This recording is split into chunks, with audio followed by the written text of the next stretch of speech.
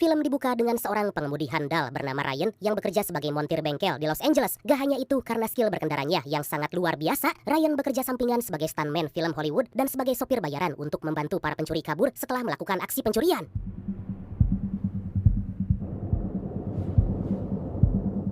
Dalam beraksi, Ryan punya peraturan, yaitu datang di titik lokasi sesuai waktu yang udah ditentukan oleh kliennya. Ryan hanya menunggu selama 5 menit sambil mengamati sekitar dan akan pergi dari lokasi kalau kliennya gak kunjung datang. Demi menjaga agar identitasnya tetap aman, Ryan hanya menggunakan nomor sekali pakai agar gak bisa dilacak oleh polisi.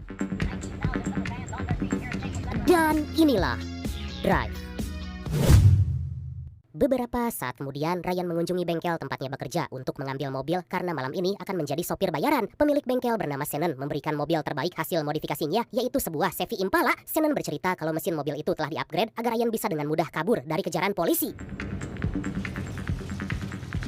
Gak lama Ryan udah berada di lokasi penjemputan yang telah ditentukan oleh kliennya. Kemudian tanpa lama-lama langsung meletakkan jam tangan di setir mobil sambil mendengarkan radio komunikasi polisi. Salah seorang perampok segera masuk ke dalam mobil sambil membawa kantong berisi uang, tapi merasa cemas karena satu rekannya belum juga muncul. Ryan merasa sangat khawatir karena para polisi telah mendapatkan laporan tentang perampokan tersebut dan dipastikan akan segera mendatangi lokasi. Beruntung para perampok itu akhirnya berhasil keluar tepat waktu dan gak lama Ryan pun bergegas pergi dari sana. Belum jauh dari TKP, ternyata aksi Ryan telah diketahui oleh polisi dan dengan cepat segera memarkirkan mobil di belakang sebuah truk. Setelah situasi dirasa aman, Ryan kembali tancap gas, tapi ada mobil polisi tepat di depannya. Diketahui ternyata polisi juga melakukan pencarian menggunakan helikopter hingga Ryan pun berhasil ditemukan. Tapi Ryan yang udah sangat ahli dalam melakukan pelarian memutuskan menyusuri gang sempit untuk bersembunyi. Dengan sangat jenius, Ryan masuk ke parkiran dan berbaur dengan para supporter tim basket. Aksi Ryan itu ternyata membuat para polisi kebingungan dan gagal menangkapnya. Wow! Beberapa jam kemudian, Ryan kembali ke apartemen dan secara gak sengaja dia bertemu dengan seorang wanita cantik, imut, mencenet, manis bagaikan gula kawung bernama Irene dan diketahui dia punya seorang anak bernama Benicio. Ternyata Irene merupakan tetangga Ryan, tapi karena Ryan sangat dingin, mereka sama sekali belum pernah saling menyapa.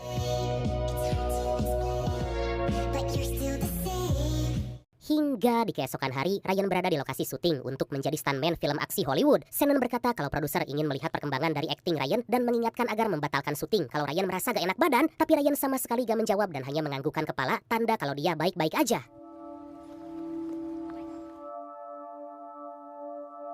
Gak lama Ryan menggunakan wajah palsu agar dalam kamera nanti terlihat seperti pemeran asli yang memainkan film itu. Sebelum memulai adegan yang berbahaya, Ryan diminta menandatangani surat perjanjian yang berisi pembebasan tanggung jawab kalau Ryan mengalami kecelakaan atau bahkan meninggal saat adegan dilakukan. Kemudian tanpa menunggu lama, syuting itu pun dimulai.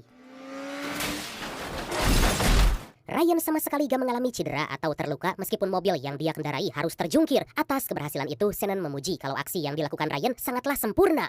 Sempurna tangkuraksi ya, hampir paeh eta. Kemudian Ryan pergi ke Alfamart cabang LA untuk membeli kebutuhan rumah dan bumbu dapur. Di sana lagi dan lagi, Ryan bertemu dengan Irene yang juga lagi berbelanja bersama Benicio. Ryan yang malu itu pun memilih menghindar dan membayar belanjaannya. Tapi saat akan pulang, mobil milik Irene ternyata mogok dan gak bisa menyala. Meskipun malu, Ryan pun mengantar Irene dan Benicio pulang karena kasihan kalau harus menunggu Grab. Setibanya di apartemen, Irene mengucapkan terima kasih karena Ryan telah mengantarnya.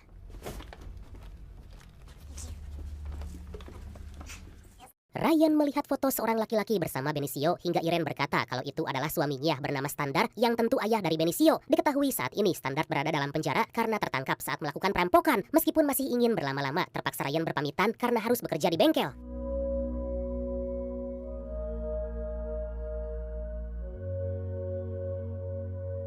Di sisi lain, Shannon menemui seorang pengusaha bernama Mr. Barney untuk menawarkan kerjasama agar membiayai seseorang yang gak lain dan gak bukan adalah Ryan agar bisa mengikuti kompetisi balapan profesional. Shannon menjelaskan kalau Ryan sangat punya sesuatu yang spesial dan telah bekerja sama dengannya lebih dari 5 tahun. Mendengar hal itu, Barney sangat terpukau tapi ingin melihat langsung kemampuan yang dimiliki Ryan agar dia bisa yakin memberikan modal untuk mengikuti kompetisi balapan.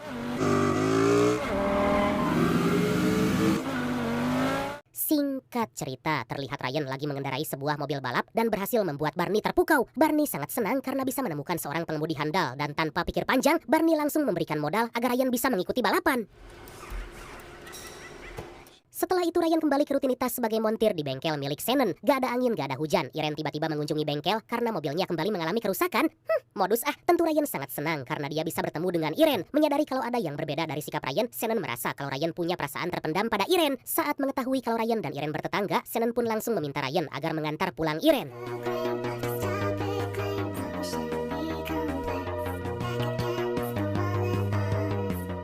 Saat dalam perjalanan, Ryan mengajak Irene pergi ke sebuah tempat yang bisa membuatnya merasa tenang. Tentu Irene dan Benicio sangat senang karena setelah standar di penjara, mereka sama sekali belum pernah jalan-jalan lagi.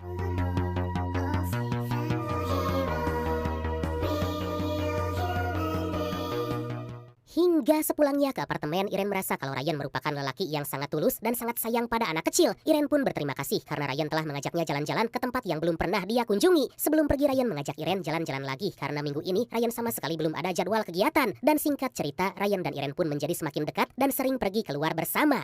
Aduh.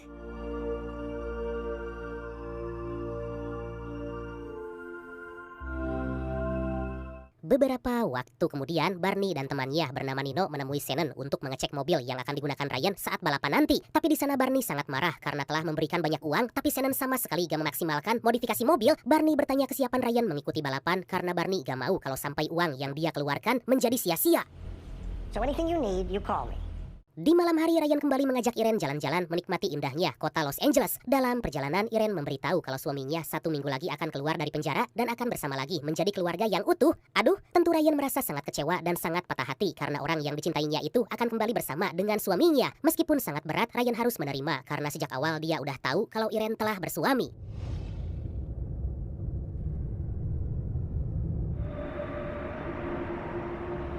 Akhirnya 1 minggu kemudian, Standard bebas dari penjara dan mengadakan pesta kecil-kecilan untuk merayakan kepulangannya. Standard sangat bahagia karena dia bisa kembali berkumpul dengan istri dan juga sang anak. Meskipun senang karena bisa berkumpul lagi menjadi keluarga yang utuh, Irene merasa sangat dilema karena dia telah menaruh perasaan pada Ryan.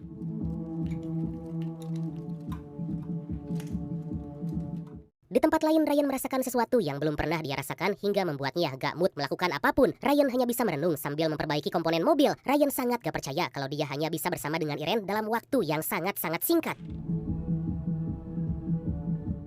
Saat akan keluar untuk mencari angin segar, Ryan melihat Irene lagi duduk di luar apartemen. Di sana Irene minta maaf karena telah membuat kebisingan karena lagi merayakan kepulangan sang suami. Secara tiba-tiba, Standard menghampiri Ryan dan berterima kasih karena telah banyak membantu Irene.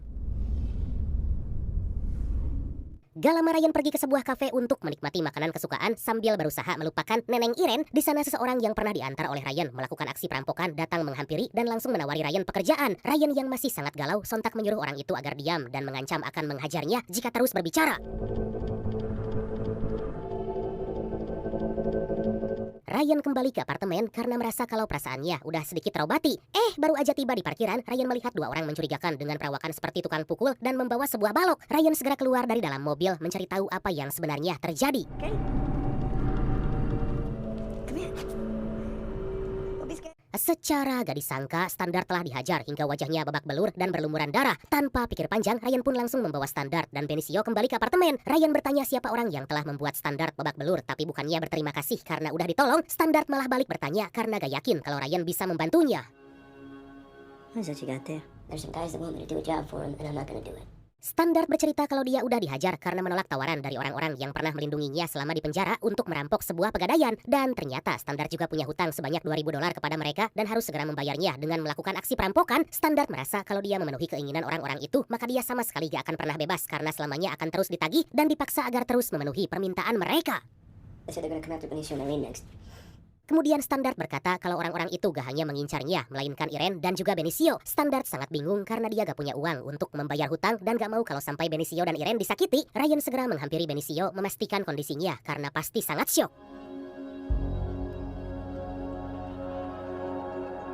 Beberapa hari kemudian Ryan menemui Irene menanyakan kabar Benicio dan alasan kenapa Standard dihajar orang yang gak dikenal. Irene berkata kalau orang-orang yang menghajar Standard hanyalah anak-anak muda yang mabuk dan gak bisa mengontrol emosi. Kemudian Irene meminta agar Ryan menjenguk Standard dan Benicio. 17-year-old girl. I walk up and I say, "Hello, miss." Gak lama Ryan pun tiba di apartemen dan melihat langsung kondisi Standard juga Benicio yang saat ini udah kembali pulih dan penuh ceria. Meskipun menyimpan perasaan terpendam pada Irene, Ryan merasa sangat senang karena Irene dan Benicio akhirnya berkumpul dengan Standard sebagai keluarga yang utuh.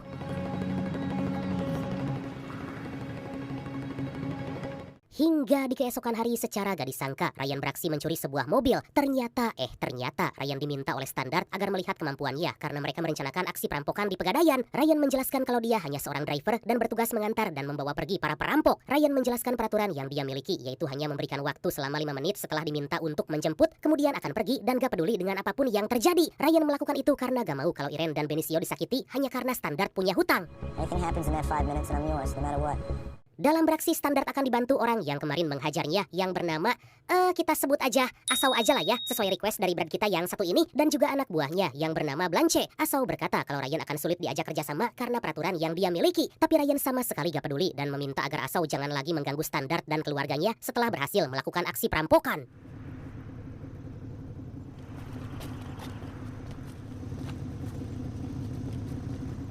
Beberapa saat kemudian, terlihat Ryan, Standard, dan Blanche udah siap untuk melakukan perampokan. Seperti biasa, Ryan menunggu dalam mobil dan hanya memberi waktu selama 5 menit. Kemudian dengan cepat, Standard dan Blanche langsung masuk ke dalam Pegadaian.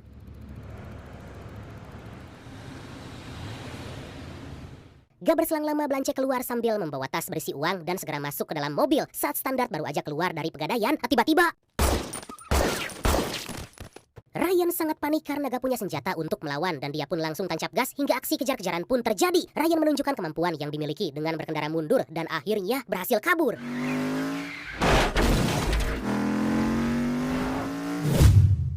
Satu jam kemudian, Ryan dan Blanche bersembunyi di sebuah tempat sambil membawa uang hasil perampokan yang akan diserahkan pada Asau. Blanche berkata kalau Asau akan memberikan imbalan sebanyak $40.000 atau sekitar 650 juta rupiah.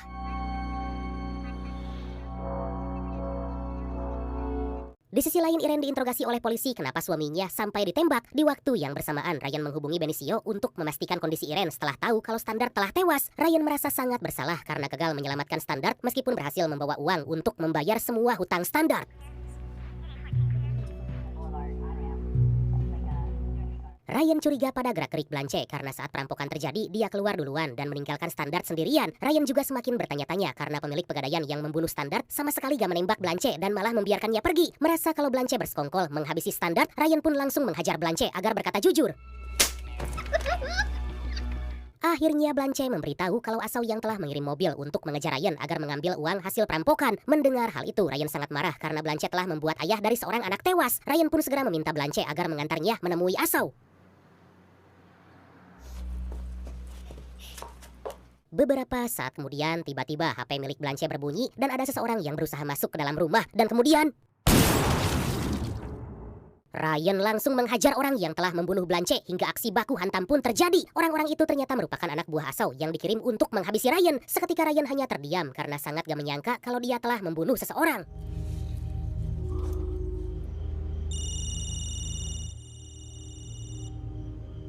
Pada malam hari, Ryan pergi ke bengkel Shannon agar mendapat pengobatan karena terluka akibat perkelahian tadi. Mendengar kalau Ryan telah melakukan aksi perampokan, Shannon berkata kalau dia bisa menyimpan semua uang itu. Tapi Ryan meminta agar Shannon jangan mengajaknya bicara dulu. Shannon merasa sangat gak habis pikir karena Ryan membantu perampokan dengan suami dari wanita yang menjadi selingkuhannya, yaitu Irene.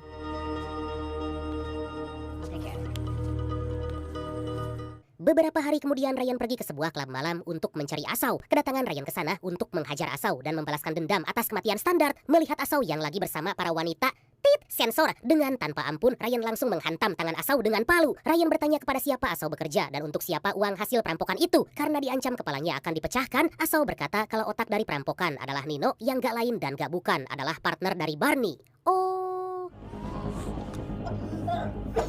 Gak lama Ryan mendapat telepon dari Nino, tapi karena udah sangat emosi, Ryan pun gak banyak bicara dan hanya minta agar Nino datang. Nino yang gak tahu kalau itu Ryan langsung menyuruh anak buahnya untuk mencari tahu siapa yang telah berani macam-macam dengannya.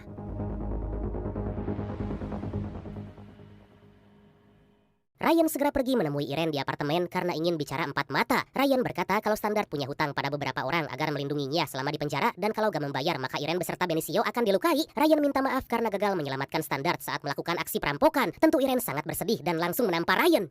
You can take Benicio.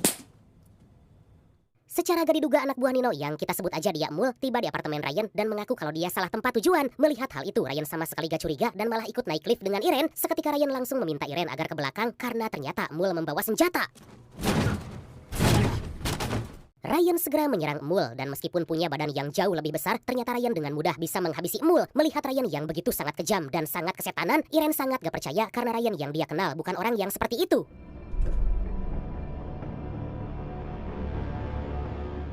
Ryan menemui Shannon bertanya bagaimana bisa Nino dan anak buahnya tahu tempat tinggalnya. Shannon menjelaskan kalau dia keburu bercerita pada Barney tentang aksi perampokan itu yang melibatkan Ryan dan juga Standard hingga mengancam Irene dan Benicio. Ryan pun meminta agar Shannon segera pergi dari Los Angeles demi alasan keselamatan.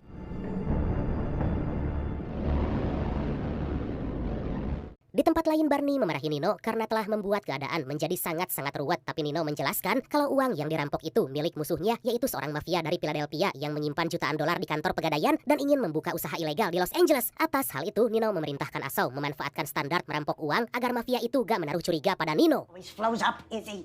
You know that.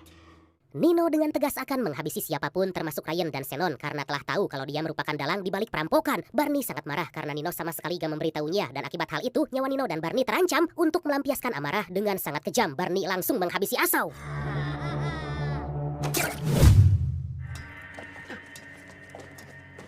Pada sore hari saat Shannon baru aja akan meninggalkan bengkel, tiba-tiba Barney udah ada di sana dan menanyakan di mana Ryan. Sadar kalau Barney akan menghabisi Ryan, Shannon pun berbohong kalau Ryan telah pergi ke Meksiko. Barney berkata kalau dia harus segera menyelesaikan semua masalah ini agar bisa kembali berbisnis dengan Shannon, tapi tiba-tiba Don't worry. Don't worry. sementara itu Ryan pergi ke tempat syuting untuk mengambil topeng yang sering dia gunakan saat menjadi stuntman. Dari sana Ryan segera pergi ke bengkel untuk menemui Shannon, tapi dia sangat terkejut karena Shannon telah tewas. Melihat hal itu, Ryan semakin gak bisa menahan emosi dan segera pergi ke toko pizza milik Nino untuk membalaskan dendam kematian Shannon.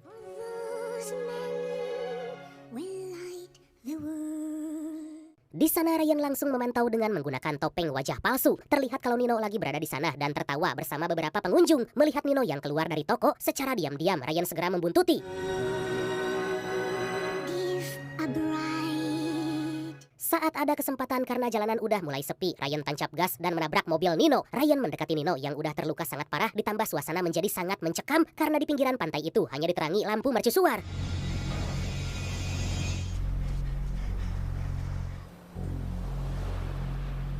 Melihat sosok bertopeng yang berjalan mendekat, Nino sangat ketakutan dan berlari ke arah laut hingga dengan tanpa ampun Ryan menenggelamkannya. Dari sana Ryan kembali ke apartemen kemudian menghubungi Barney kalau partnernya telah tewas dibunuh. Gak mau terus-terusan dalam masalah, ditambah orang yang tahu soal perampokan itu hanya tinggal Barney dan Ryan. Tanpa pikir panjang, Barney mengajak Ryan membahas sebuah kesepakatan.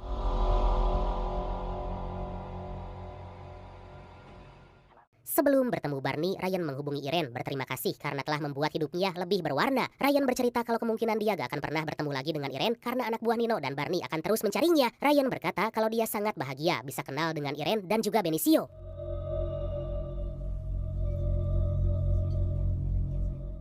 Hingga di keesokan hari, Ryan pergi menemui Barney untuk membahas kesepakatan. Barney berkata kalau dia akan memastikan Irene dan anaknya tetap selamat asalkan Ryan memberikan semua uang hasil perampokan. Tentu Ryan yang lebih mementingkan keselamatan Irene dan Benicio pun memberikan semua uang itu pada Barney. Tapi kemudian dengan sangat kejam dan licik ternyata Barney malah menusuk Ryan. Tapi Ryan berusaha untuk melawannya dan balik menancapkan pisau itu di leher Barney hingga membuatnya tewas. Mamam tah Barney. Beruntung Ryan masih bisa selamat meskipun perutnya terluka sangat parah. Ryan pun segera pergi dari sana dengan meninggalkan Barney beserta uang hasil perampokan. Aduh, uang kok ditinggal?